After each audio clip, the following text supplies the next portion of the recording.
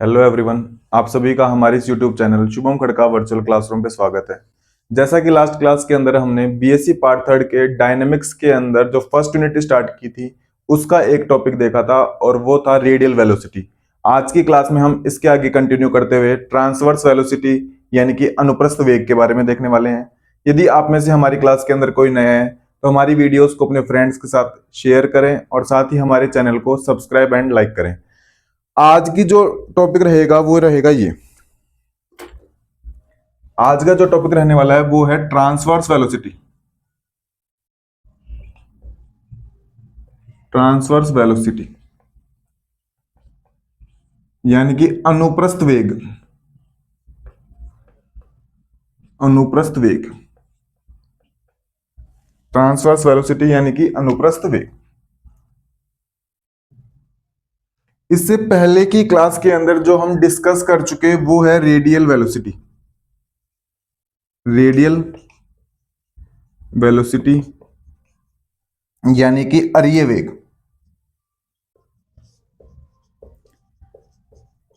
अगर किसी ने हमारी ये वाली वीडियो नहीं देखी है तो प्लेलिस्ट में जाके डायनेमिक्स के अंदर पहले रेडियल वेलोसिटी वाली वीडियो देखें। आपको ये जो पार्ट रहा है इसी के आगे का पार्ट है। आपको ये तभी समझ में आएगा जब आपको रेडियल वेलोसिटी के बारे में क्या रहेगा पता। तो प्लेलिस्ट में जाके अगर कोई नया है तो पहले इस वीडियो को देखे और फिर यहाँ पे आए। अब देखो, हम उस क्लास के अंदर देख चुके हैं कि रेडियल वेलोसिटी किसको बोलते हैं और ट्रांसवर्स वेलोसिटी कौन से डायरेक्शन के अंदर होती है।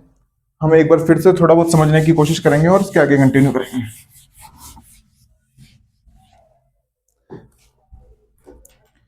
जैसे कि मान लो ये आपका कोई प्लेन है।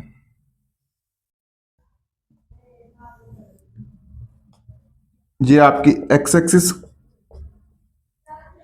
ये आपकी वाई एक्सिस, ये आपका ओरिजिन। ये आपका कोई कर्व है। इस कर्व के ऊपर हम दो पॉइंट लेते हैं। एक पॉइंट हमने लिया P। एक पॉइंट कौन सा लिया P। इसके कोऑर्डिनेट कितने लेते हैं R कोमा थीटा। ये पॉइंट कितना लेते हैं R कोमा थीटा। यहां पे ये जो डिस्टेंस रहती है, ये डिस्टेंस कितनी रहती है R, और ये एंगल कितना रहता है थीटा। इस P पॉइंट के लिए R कोमा थीटा इसके क्या लेते हैं कोऑर्डिनेट। ये डिस्टेंस कितनी रहती है R और ये एंगल कितना रहता है थीटा। फिर हमने ये देखा था P के बिल्कुल ही नेबरहुड में एक और पॉइंट लिया जाता है। वो कौन सा लिया जाता है Q लिया जाता है। वो कौन सा, और डायग्राम बनाने के लिए उस Q को हम थोड़ा सा क्या ले लेते हैं दूर। हालांकि Q पॉइंट इसके बिल्कुल ही नजदीक रहता है, परंतु फिर भी हम डायग्राम बनाने के लिए उस Q को कितना ले लेते हैं दूर। और इस Q का कोऑर्डिनेट कितने रहने वाले हैं R प्लस डेल R और theta plus del theta. Theta plus del theta. और इसको जब इससे इस प्रकार मैच करते हैं ओरिजिन से, तो ये डिस्टेंस कितनी आती है R plus del R। R plus del R, और ये पूरा एंगल तो del theta plus del theta आता है, लेकिन हम लोगों को पूरा नहीं चाहिए तो इतना चाहिए। तो ये कितना आता है डेल थीटा। ये कितना आता है डेल थीटा आता है। फिर हमने क्या किया था, इसको थोड़ा सा एक्सटेंड किया था। इसको थोड़ा सा एक्सटेंड करते हुए इस Q से क्या डाला था परपेंडिकुलर, और परपेंडिकुलर डाल के इसको क्या नाम दिया था M। इसको क्या नाम दिया था M, और ये क्या डाला था हमने परपेंडिकुलर। यहां पे जो हमारा ओरिजिनल डिस्प्लेसमेंट रहेगा वो ओरिजिनल विस्थापन हमारा कितना रहता है सीधी रेखा। और सीधी रेखा कौन सी रहती है PQ। ओरिजिनल डिस्प्लेसमेंट हमारा कौन सा रहता है सीधी रेखा PQ। इतना सबको याद है। अब बात आती है अनुप्रस्थ वेग की। अनुप्रस्थ वेग, तो पहली बात तो ये आता है कि अनुप्रस्थ डायरेक्शन कौन सी होती है। तो जो ओपी की डायरेक्शन है इस पी को यहां पे रख लो। तो जो ओपी की डायरेक्शन रहती है ना, उस डायरेक्शन को तो बोलते हैं रेडियल डायरेक्शन या फिर अरीय दिशा बोलते हैं। क्या बोलते हैं रेडियल डायरेक्शन या फिर अरीय दिशा। और ओपी के परपेंडिकुलर यानी कि क्यूएम वाली जो डायरेक्शन रहती है ना, इसको बोलते हैं अनुप्रस्थ दिशा या फिर क्या बोलते हैं ट्रांसवर्स वेलोसिटी बोलते हैं इसको। इस क्यूएम को क्या तो अनुप्रस्थ दिशा बोलते हैं या फिर क्या बोलते हैं ट्रांसवर्स डायरेक्शन बोलते हैं। क्या बोलते हैं ट्रांसवर्स डायरेक्शन। अब अनुप्रस्थ वेग निकालना है, तो पहली बात तो अनुप्रस्थ वेग को रिप्रेजेंट किया जाता है स्मॉल v से। नॉर्मल वेलोसिटी क्या होती है? t समय में चेंज ऑफ डिस्प्लेसमेंट, लेकिन इस बार डिस्प्लेसमेंट कौन से डायरेक्शन में लेंगे? qm, क्योंकि pm डायरेक्शन में तो हम कल ले चुके ना, अरिय वेग के अंदर कौन से डायरेक्शन में लिया था? pm में, तो अब कौन से डायरेक्शन में लेंगे? qm। तो इधर क्या लिखेंगे? डेल्टा t समय में OP के लंबवत दिशा में, OP के लंबवत दिशा में विस्थापन,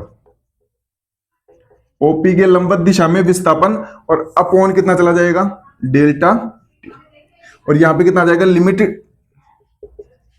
delta t tends to 0, limit delta t tends to कितना आ जाएगा? 0।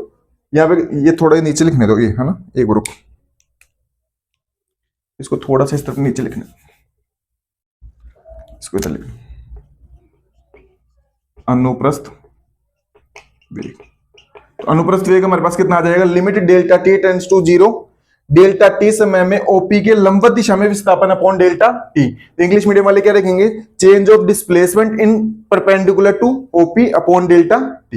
यहां तक सबको समझ में आता है? अब इधर देखो, तो इधर तो कितना चलेगा? v, तो इधर तो चलेगा v is equal to limit delta t tends to 0 का limit delta t tends to 0। Last video के अंदर मैंने ये बताया कि हमने डेल्टा t टेंड्स टू 0 क्यों लिया है। मैंने ये भी बताया था OP जो डायरेक्शन रहती है वो अरिय दिशा रहती है, रेडियल डायरेक्शन रहती है, इसके परपेंडिकुलर दिशा को क्या बोलते हैं? अनुप्रस्थ दिशा, या फिर क्या बोलते हैं? ट्रांसवर्स डायरेक्शन बोलते हैं। इसको देखते हुए बताएं, डेल्टा t OP के लंबवत दिशा, तो OP के लंबवत कौन सी है? qm। OP के लंबवत दिशा यही है, और इस OP के लंबवत दिशा यही, और इस दिशा में डिस्प्लेसमेंट कौन सा हो रहा है? qm। कौन सा डिस्प्लेसमेंट हो रहा है? qm। तो यहां पे कितना आ जाएगा? qm upon delta. यहां तक सबको समझ में आता है क्या? Limit delta t tends to 0, qm upon delta t।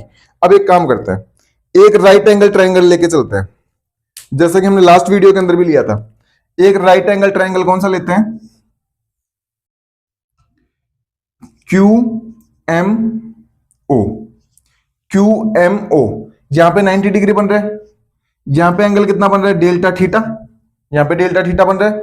ये डिस्टेंस कितनी है? r plus del R. मेरे को ये QM अपॉन OQ, इन लंब बट्टे कर्ण, ये लंब हो गया, ये हमारा क्या हो गया? कर्ण। और इस फॉर्मूले से लंब बट्टे कर्ण कितना होता है? यानी परपेंडिकुलर अपॉन हाइपोटेनस कितना होता है? साइन थीटा की। तो साइन और थीटा की जगह कितना आ जाएगा? Delta theta. तो QM इज इक्वल टू कितना आएगा? OQ साइन डेल्टा थीटा, और OQ हमारे पास कितना है? R plus del R sine delta theta, ये आएगा। तो क्या ये वैल्यू उठा के मैं यहां पे पुट कर सकता हूं क्या? बिल्कुल पुट कर सकता हूं। तो limit delta t tends to 0, R plus del R sine delta theta upon में डेल्टा t। यहां तक सबको क्लियर है? और आप डायग्राम से देख भी सकते हो कि हमने वैल्यू कैसे निकाली है। अब चलते हैं आगे की तरफ, तो इसको हटा दे।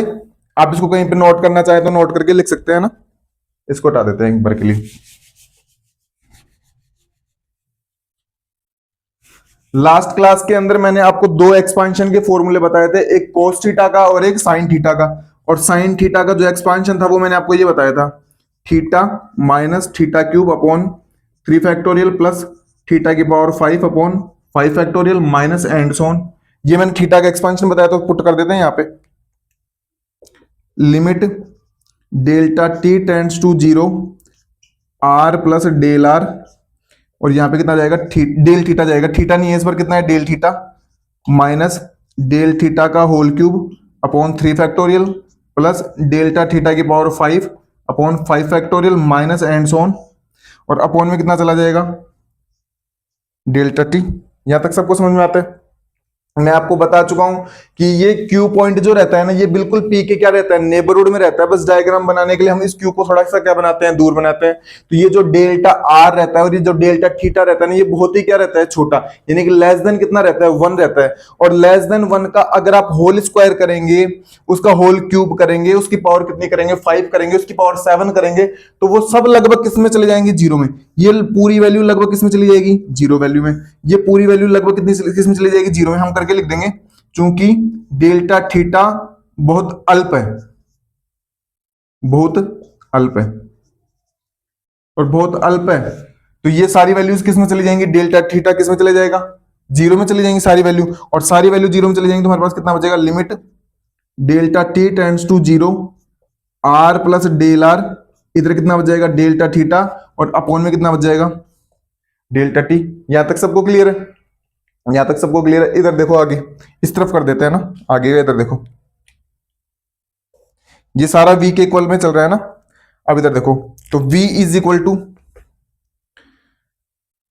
Limit delta T tends to zero का delta T tends to zero, multiply करो R delta theta plus del R delta theta, upon में कितना जाएगा, डेल्टा टी। अब मेरे को एक बात बताओ, डेल्टा आर भी लेस देन 1 और डेल्टा थीटा भी कितना, लेस देन 1, और दोनों को आपस में मल्टीप्लाई करोगे तो बड़ी वैल्यू आएगी छोटी। 0.2 को अगर आप 0.3 से मल्टीप्लाई करते हैं तो बड़ी वैल्यू आएगी या छोटी वैल्यू आएगी, दोनों से छोटी आएगी। मतलब ये वैल्यू भी हमारी लेस देन किस में चली जाएगी, लगभग, ये वैल्यू हमारी लगभग किस में चली जाएगी, जीरो की तरफ चली जाएगी। और जीरो की तरफ चली जाएगी तो कितना बचेगा, v इज इक्वल टू कितना बचेगा, देखो limit delta T tends to zero, ये इधर का दिखाई दे रहा है क्या, देखना पूरा, डेल्टा थीटा अपॉन डेल्टा दिखाई दे रहा है प्रॉपर। अब इधर देखो डेल्टा, और मैंने ये आपको ये कहा था कि अगर आप इस लिमिट को हटाना चाहते हैं, इस लिमिट को हटाना चाहते हैं तो एक काम करें, इस डेल को किस में कन्वर्ट कर देंगे, डी में। तो R D theta upon D T, R D theta upon D T, और इसको क्या हम ऐसे लिख सकते हैं, आर थीटा डॉट, क्या लिख सकते हैं, आर थीटा डॉट। तो ये जो v की वैल्यू आती है ना, यानी कि जो हमारा अनुप्रस्थ वेग आता है, वो हमारा कितना निकल के आता है, आर थीटा डॉट, वो हमारा कितना निकल के आता है, आर थीटा डॉट। यानी कि सबसे पहले तो हमें यह समझना है कि हम अरीय और अनुप्रस्थ से मतलब क्या है। तो कोई प्लेन के अंदर अगर कोई पार्टिकल मोशन करता है तो वेलोसिटी डायरेक्ट ना निकाल के उसके कंपोनेंट निकाले जाते हैं। पहली बात तो आप ये समझे, अगर आपके प्लेन के अंदर कोई पार्टिकल मोशन कर रहा है तो उसकी वेलोसिटी डायरेक्ट नहीं निकलती है, वेलोसिटी के पहले कंपोनेंट निकालने पड़ते हैं। तो वेलोसिटी के हम दो कंपोनेंट निकालते हैं, एक कंपोनेंट को बोलते हैं रेडियल कंपोनेंट और एक को बोलते हैं ट्रांसवर्स। क्या बोलते हैं, ट्रांसवर्स। दो कंपोनेंट निकालते हैं। बात आती है कि रेडियल कंपोनेंट कौन सा होता है, तो ओपी की डायरेक्शन में जो कंपोनेंट होता है ना, यू, इसको तो बोलते हैं रेडियल कंपोनेंट। इधर का दिखाई दे रहा है ना, ओपी की डायरेक्शन में जो कंपोनेंट होता है ना, उसको क्या बोलते हैं, रेडियल। और इसके परपेंडिकुलर यानी कि इस डायरेक्शन में, यानी कि इस डायरेक्शन के अंदर जो कंपोनेंट होता है ना वेलोसिटी का, उसको क्या बोलते हैं, ट्रांसवर्स कंपोनेंट। तो लास्ट क्लास के अंदर हमने रेडियल डायरेक्शन में जो कंपोनेंट था, यानी कि रेडियल वेलोसिटी थी, उसकी वैल्यू निकाली थी यू की। तो जो हमारा यू निकल के आया था ना, वो कितना निकल के आया था, आर डॉट निकल के आया था। कितना निकल के आया था, आर डॉट। आज हमने जो डेरिवेशन किया है वो ट्रांसवर्स वेलोसिटी निकाली है, यानी कि कौन सी डायरेक्शन में वेलोसिटी निकाली है, ट्रांसवर्स डायरेक्शन में। और वेलोसिटी का फॉर्मूला कितना होता है, डिस्प्लेसमेंट अपॉन टाइम। तो ये तो रहा डिस्प्लेसमेंट अपॉन टाइम, और डिस्प्लेसमेंट देख लो कितना है, परपेंडिकुलर डायरेक्शन में क्यूएम। तो मैंने यहां पे कितना लिख दिया, क्यूएम। अब बात आती है क्यूएम की वैल्यू कैसे निकालें, तो ट्राइंगल बनाते हुए मैंने किसकी वैल्यू निकाल ली, क्यूएम की वैल्यू निकाल ली, और साइन थीटा का क्या कर दिया, एक्सपांशन। और v की वैल्यू मेरे पास फाइनल कितनी निकल के आती है, आर थीटा डॉट। तो u की मेरी वेलोसिटी u डायरेक्शन में, मतलब रेडियल डायरेक्शन में मेरी वेलोसिटी निकल के आती है आर डॉट, और मेरी ट्रांसवर्स डायरेक्शन में वेलोसिटी कौन सी निकल के आती है, आर थीटा डॉट। अब इधर ध्यान से सुने, कोई आपसे पूछे मेरे को बिंदु P पर, यानी पॉइंट P पर वेलोसिटी चाहिए, तो क्या पॉइंट P पर वेलोसिटी मेरी r डॉट है क्या, ये वाली मेरी P पॉइंट पर वेलोसिटी क्या, नहीं। ये वेलोसिटी का P पॉइंट पर सिर्फ एक कंपोनेंट है, एक क्या है, कंपोनेंट, और वो भी कौन सा कंपोनेंट है, रेडियल कंपोनेंट है। ये फाइनल वेलोसिटी नहीं है, या हमारी रिजल्टेंट वेलोसिटी नहीं है, ये सिर्फ वेलोसिटी का एक कंपोनेंट है। कोई आपको बोले कि ये जो r थीटा डॉट है, ये पॉइंट P पर आपकी फाइनल वेलोसिटी है कि नहीं, ये भी पॉइंट पी पर मेरी वेलोसिटी नहीं है, ये पी के परपेंडिकुलर डायरेक्शन में सिर्फ वेलोसिटी का एक क्या है कंपोनेंट। तो बात आती है फिर मेरे को, तो पी पर फाइनल वेलोसिटी बताओ, पी पर मेरे को रिजल्टेंट वेलोसिटी कितनी होगी ये बताओ। तो फिर हम बोलते हैं, यहां तक सबको समझ में आता है क्या? आप इसका स्क्रीनशॉट ले ले एक बार, है ना। अगर और रही बात इंग्लिश की, तो आप इसको इंग्लिश में भी लिख सकते हैं, displacement at the time delta t in the direction perpendicular to OP, और अपन में कितना जाएगा डेल्टा टी। मैथमेटिक्स के अंदर लैंग्वेज का इतना फर्क नहीं पड़ता है, आप इनको आसानी से हिंदी और इंग्लिश बोथ लैंग्वेज में क्या कर सकते हैं, समझ सकते हैं। अब चलते हैं आप इधर, तो हटा दें इसको एक बार के लिए। तो हमारे पास हमने देखा कि जो रेडियल डायरेक्शन में जो वेलोसिटी आ रही थी ना, वो कितनी आ रही थी, आर डॉट, इक्वेशन नंबर 1। जो ट्रांसवर्स डायरेक्शन में जो वेलोसिटी आ रही थी वो कितनी आ रही थी, R theta, number equation number 2। Then resultant velocity at the point P is, then the resultant velocity at the point P is, और मान लो इस रिजल्टेंट वेलोसिटी को मैंने बोल दिया कैपिटल V। कितना बोल दिया, कैपिटल V बोल दिया। रिजल्टेंट वेलोसिटी को मैंने कितना बोल दिया, रिजल्टेंट का मतलब होता है परिणामी, देन द परिणामी velocity at the point P is, और ये फॉर्मूला होता है अर्य वेग का होल स्क्वायर प्लस अनुप्रस्थ वेग का होल स्क्वायर। तो capital V is equal to square root of u, हमारे पास कितना आ रहा है, आर डॉट का होल स्क्वायर प्लस v कितना आ रहा है, आर थीटा डॉट का होल स्क्वायर, और ये आपका है फाइनल आंसर। अब पेपर के अंदर प्रश्न कैसे पूछा जाता है, बात आती है ये एग्जाम में आपसे किस प्रकार का क्वेश्चन पूछा जाएगा। पहली बात तो आपसे पेपर के अंदर सीधा डेरिवेशन पूछा जा सकता है। आपको बोलेगा कि मेरे को रेडियल वेलोसिटी और ट्रांसवर्स वेलोसिटी के जो फॉर्मूले हैं ना, ये ड्राइव करके दिखाओ। तब तो आपको ये दो डेरिवेशन करके आना है, एक लास्ट क्लास वाला और एक आज की क्लास वाला। एक क्वेश्चन आपको एग्जाम्पल भी बना के दे सकते हैं। आपको बोलेगा कि आपका एक पार्टिकल प्लेन के अंदर क्या कर रहा है, मोशन कर रहा है। उसके लिए आपके लिए कोई फंक्शन है, आपको फंक्शन की वैल्यू दे देगा कि आपके पास आर थीटा एफ थीटा क्या है, फंक्शन दे देगा, और बोलेगा कि इसकी रेडियल डायरेक्शन में वेलोसिटी निकालो, इसकी ट्रांसवर्स डायरेक्शन में क्या निकालो, वेलोसिटी, और एंड में इसकी क्या निकालो, फाइनल वेलोसिटी निकालो। तो हम लोगों को फिर फॉर्मूले याद होने चाहिए, और फॉर्मूले लगा के हम डायरेक्ट क्या करेंगे, सोल्व। इस प्रकार से ये दो डेरिवेशन क्या होते हैं, फिनिश होते हैं। नेक्स्ट क्लास के अंदर हम ये देखने वाले हैं, ये तो हमने वेग निकाला है। अब अर्य दिशा में जो त्वरण होगा ना, उसको बोलेंगे अर्य त्वरण। अनुप्रस्थ दिशा में जो त्वरण होगा उसको क्या बोलेंगे, अनुप्रस्थ त्वरण। यानी कि कल की क्लास में हम रेडियल एक्सेलरेशन और क्या देखने वाले हैं, ट्रांसवर्स एक्सेलरेशन देखने वाले हैं। मैं उम्मीद करता हूं कि आपको ये वीडियो समझ में आई होगी, ये क्लास समझ में आई होगी। ये क्लास उस स्टूडेंट को ज्यादा अच्छे समझ में आई होगी जिसने फर्स्ट वीडियो देखी होगी। तो आप पहले प्ले लिस्ट में फर्स्ट वीडियो देखिए और फिर यहां पे पहुंचे। इसी के साथ आप हमारी इस वीडियो को अपने फ्रेंड्स के साथ जरूर से जरूर शेयर करें और साथ ही लाइक एंड कमेंट करें। आप सभी छोटे भाई बहनों का धन्यवाद, थैंक यू।